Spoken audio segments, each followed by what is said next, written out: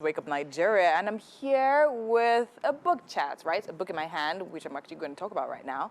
It's titled No More Heartbreaks, and the author happens to be Oluwatobi Adesanya. He is a writer, a publisher, a therapist, and a teens coach. Welcome to Wake Up Nigeria. Thank you for having me here. It's amazing having you here. So, I mean, earlier I was talking to you, I said you're a lover man. And we need more men like this right here. So now, let me ask, where were you in your head before you got to the point where you decided you wanted to write this book? Was there an experience that led up to that point?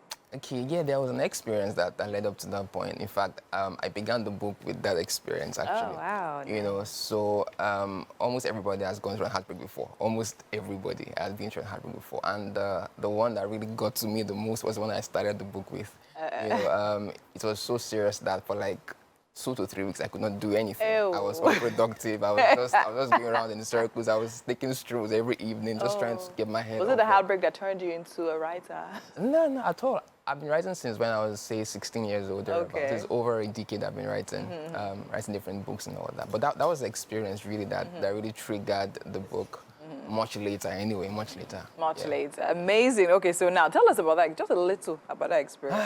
Okay, so for instance, I got a call, right, from the person back then, and it was just asking for the relationship to be over and all of that, you know, and I was already expecting it, but, you know, because I already knew what's going to happen like that, you know, but just thinking about the fact that you have put a lot into a particular relationship and it doesn't eventually work out, you know, there's a way it gets to you, you know? So that was just a little bit about how that started. All right, okay, so now let me go right into the book. So something caught my eye, which I feel obviously stems for that. There's a part where you spoke about how do not base your love story on your favorite soap operas or other people's experiences, but let your own story unfold supernaturally. So was that something you were telling yourself?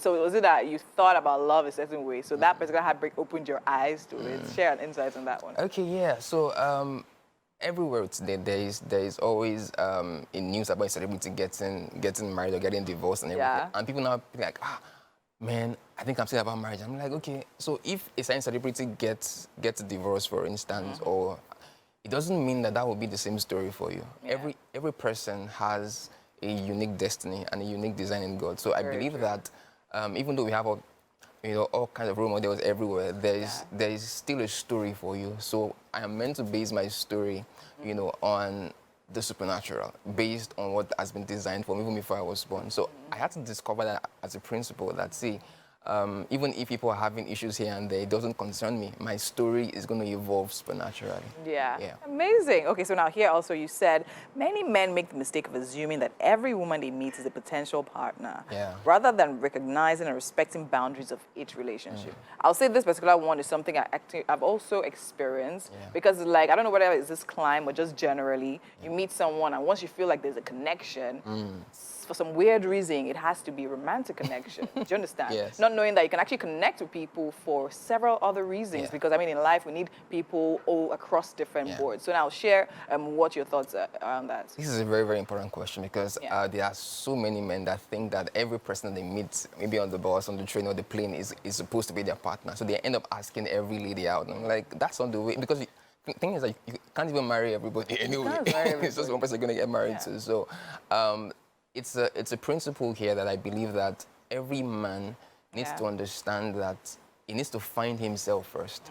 Then you will find your partner. So you can't be experimenting by asking every other lady out and hoping that if she says yes, then she's the one. It doesn't work that way, you know. So I always tell people that around me that, see, as a guy, you need to understand that not every lady is meant to be your partner, but of course they can be your friend, you'll be your business partner, your advisor, your like, there are different roles that people can fill in our lives. They cannot always fill the wife role in that sense. The sad thing is that once you actually explore the romantic part of that relationship and it doesn't work out, you then ruin the possibility of like any other thing that could actually happen. I think that's actually something a lot of people need to take away, and it's good. So now let me ask you this. So now, why is it that, as I said earlier, we need more men like you? Why is it that when it comes to conversations like this, men are not necessarily invested in it? Why? Because most times it seems like the women are the one that are all over the place talking about relationship or trying to do this. Why? What do you think what's the problem with men? from a man? What do you think?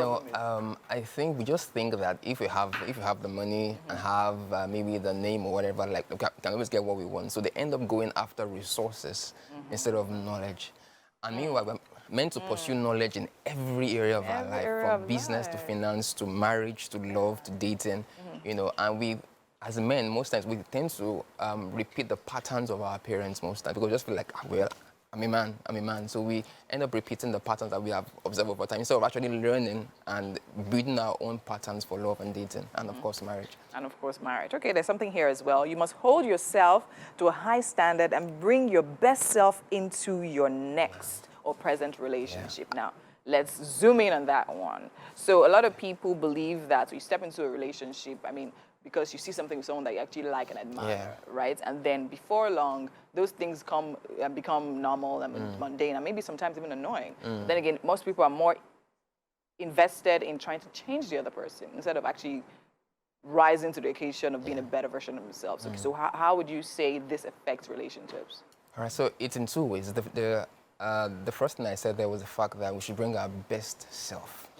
Bring your healed self. So what is that best self? So I'm saying that some people think that they need to always be in a relationship with somebody because they are afraid to confront themselves. Yeah. Every human being has been through maybe some trauma before, some pain before, and all that. And they think that the only way to maybe avoid confronting themselves is by just dating a guy, dating a lady. So they assume that the person they're dating will be their doctor or their therapist. Meanwhile, it doesn't happen that way.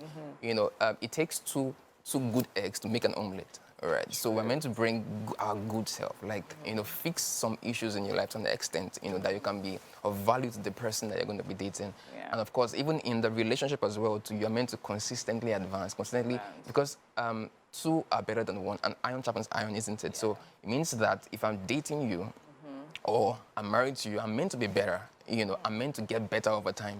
So if you bring your best self, you now continue to improve yourself through knowledge, through exposure, through mentorship, and learning the right things. Yeah, amazing. So now wrapping it all up, while understanding that we need to grow and advance at a right point, just very briefly, right? So let's talk about this point. We are all a work in progress. And if you know, or if you knew the story behind each person's behavior, you'll be amazed by the time you discover why they act the way they do. So now let's talk about that and backdrop of, trying to improve, but then again, understanding from other people's perspective. Yeah, so there's something called empathy, right? Getting to see what somebody else is going through from the person's perspective. And that would require listening and require you being able to, get into their story. Now, I say that because people these days are always quick to jump out of relationship. If they see one lead, they're like, no, I'm going Everything out. is a red flag. Everything is a red flag. I'm like, wait, even in football, for instance, you don't just drop a red card. There's a yellow card. There's a yellow card first. Of course, you can even blow a foul and say, please don't do that again. Or a free kick or something, because so we're meant to give ourselves space, right? And space to understand, okay, why is this person behaving the way he or she is doing? Yeah. And it doesn't justify the behavior, but it explains it. That, okay, this guy gets angry every time. Why?